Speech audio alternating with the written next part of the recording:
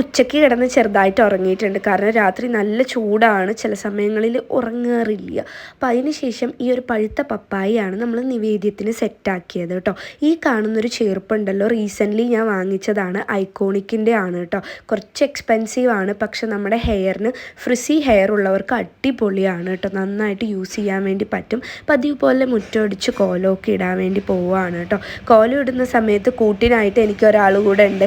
എൻ്റെ വീട്ടിലത്തെ പട്ടിയടക്കം എനിക്കിങ്ങനെ കാവലിരിക്കാറില്ല കേട്ടോ. പക്ഷേ ഇവൻ അഭിനയിക്കുകയാണോ എന്ന് എനിക്ക് ചെറിയൊരു ഡൗട്ട് ഉണ്ട്. അങ്ങനെ പപ്പായയൊക്കെ നിവേദ്യത്തിന് വെച്ച് മിണ്ടാതിരിക്കുമ്പോഴാണ് അടുത്ത പണി. നമ്മുടെ വീട്ടിലത്തെ ചില വാതിലുകൾ തനിയെ പോയി അടഞ്ഞ് ലോക്ക് ചെയ്യാറുണ്ട്. ഇതൊന്ന് റെഡിയാകുമ്പോഴേക്കും നമ്മുടെ പല്ലക്കിൽ എഴുന്നള്ളത്ത് വന്നു. ഇത് രഥം എന്നതിലുപരി പല്ലക്കാണ് കേട്ടോ. ഇന്ന് ഹനുമാൻ വാഹനത്തിലാണ് സ്വാമിയുടെ എഴുന്നള്ളത്ത് ഉണ്ടായിരുന്നത്. നല്ല അടിപൊളി കൊടാലെ. അതിനുശേഷം ഞാൻ നെയ്ബർ ആൻറ്റിയുടെ വീട്ടിലോട്ട് പോയിരുന്നു കേട്ടോ. അവിടെ നിന്നാണ് ആരതിയൊക്കെ ഒഴിഞ്ഞത്.